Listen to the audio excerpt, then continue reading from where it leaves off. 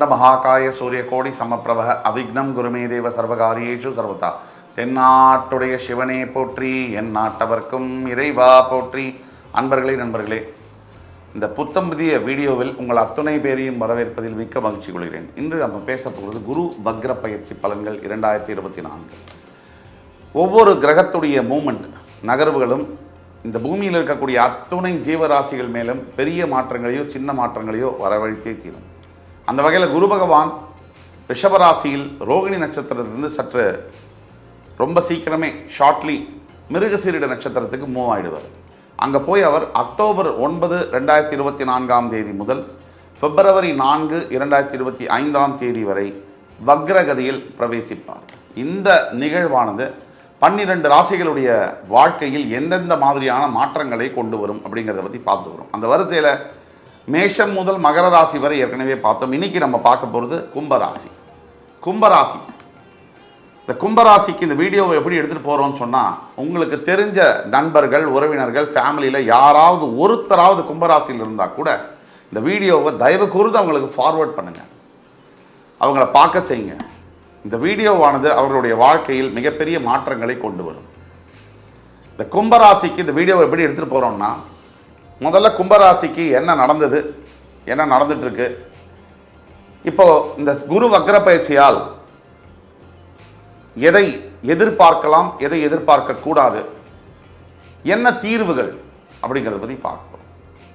கும்பராசி காலபுருஷனுடைய 11ஆம் வீடு, சனி பகவானுடைய மூலத்திரிகோணஸ்தானம், அவிட்டம், சதயம், போரட்டாதி போன்ற 3 நட்சத்திரங்கள், செவ்வாய், ராகு, குருவுடைய நட்சத்திரங்கள் வரக்கூடிய கும்பராசி.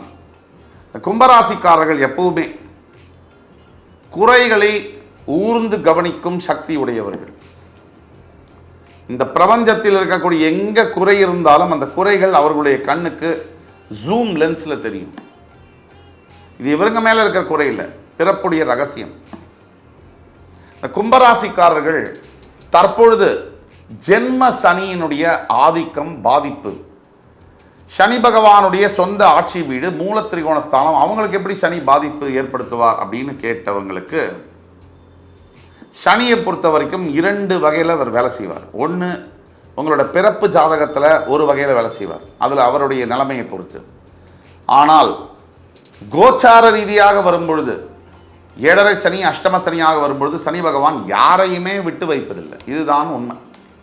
யாரையுமே விட்டு வைப்பதில்லை, எல்லோரையும் போட்டி வாட்டி அடைப்பார். அதுதான் சனி பகவானுடைய இது.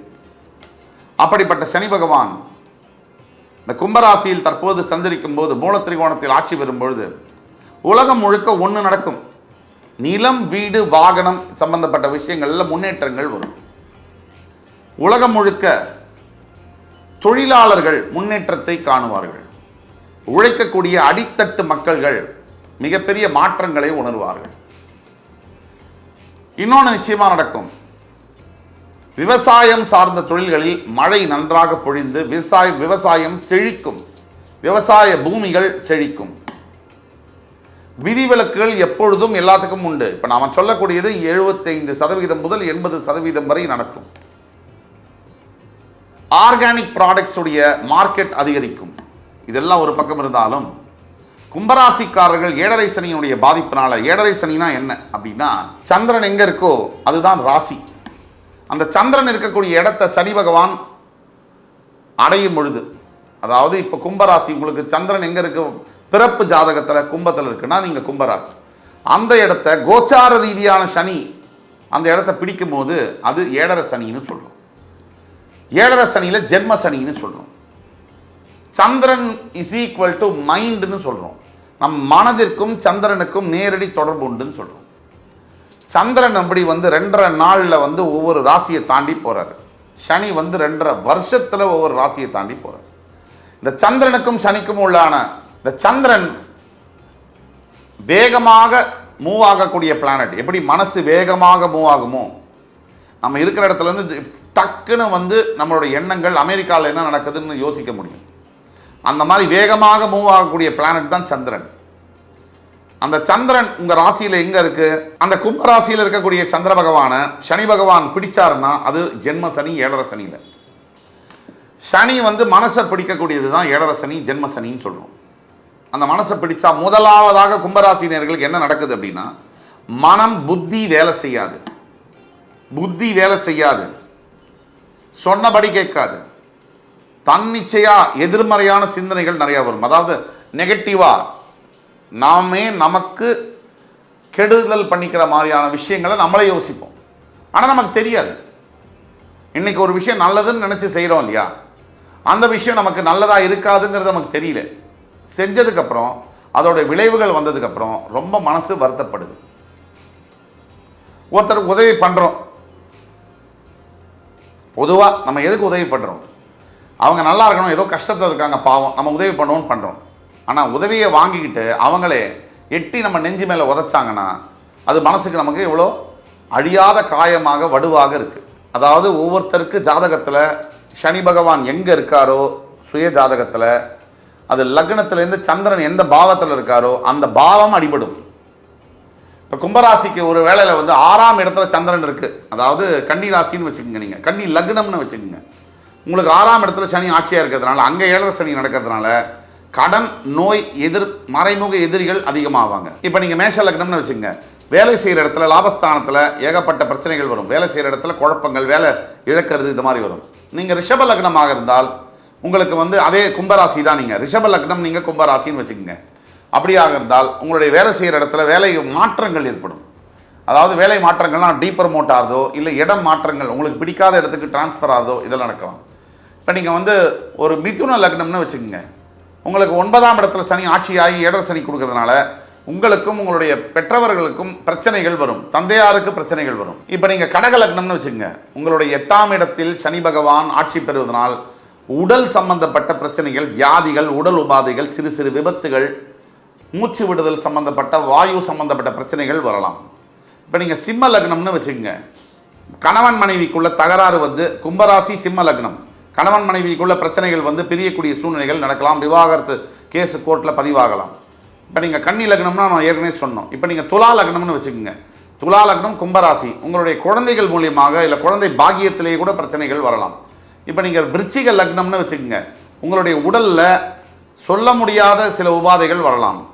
தனுசு லக்னம்னு வச்சுக்கோங்க, நண்பர்கள் மூலியமாக, பிரதர்ஸ் சிஸ்டர்ஸ் மூலியமாக உங்களுக்கு பிரச்சனைகள் வரலாம். அதுவே நீங்கள் வந்து ஒரு மகர லக்னம்னு வச்சுக்கோங்க, பணம் கையில் நிற்காத மாதிரி, எவ்வளோ பணம் வந்தாலும் நின்று போகாத மாதிரி பிரச்சனைகள் வர முடியும். கும்ப லக்னம்னு வச்சுட்டா உங்களுடைய சிந்தனைகளிலேயே எதிர்மறையான சிந்தனைகள் மாற்றங்களை கொண்டு வரும். மீன லக்னம்னு வச்சுக்கிட்டா வெளிநாடு சம்பந்தப்பட்ட பிரச்சனைகள் வரும், வெளிநாட்டில் போய் செட்டில் ஆகிறதுக்கு முயற்சி பண்ணும்போது அதில் தடை தாமதங்கள் வரும். இப்படி ஒவ்வொரு லக்னத்துக்கும் இந்த கும்பராசி காம்பினேஷன் இப்படி வரும். ஒட்டு மொத்தத்தில் கும்பராசிக்கு பிரச்சனைகள் எப்படி வரும்னா, கடன் தொல்லையினால், உடல் உபாதையினால், பெற்றவர்கள் மூலியமாக, கணவன் மனைவி பிரச்சனைகள் மூலியமாக, எந்த வகையிலும் இந்த பிரச்சனைகள் வரலாம். இப்போ இவ்வளவு பிரச்சனைகளில் அவஸ்தைப்பட்டுக்கிட்டு இருக்கிற கும்பராசி நேயர்களுக்கு எதிர்காலத்தில் இந்த குரு வக்ர பயிற்சியானது 9 அக்டோபர் முதல் 4 பிப்ரவரி 2025 வரை நடக்கக்கூடிய பீரியடில் என்ன நடக்க போகுது? உங்களுக்கு குரு பகவான் சமக்கிரகம். கும்ப ராசிக்கு குரு பகைவனோ நண்பனோ அல்ல. சமக்கிரகமானவர் 4ஆம் இடத்துல ரிஷபராசியில் குரு பகவானுக்கு வேண்டாத இடம். அந்த இடத்துல நேர்கதியில் இருக்கும்போது உங்களுக்கு நல்லது செய்ய அவரால் முடியாது. அதுவே வக்ரகதி அடையும் போது டபுள் நல்லதை அவர் செய்யக்கூடிய கடமைகளை ஏற்படுத்துவார். தற்சமயம் கோச்சார நிலையில் பார்த்தீங்கன்னா உங்கள் ராசியிலேயே ஜென்ம சனியாக இருக்கிறார். உங்கள் 2இல் ராகு, 4இல் குரு, உங்களுடைய 8ஆம் இடத்தில் கேது. இந்த சூழ்நிலையை வச்சு பார்ப்போம்.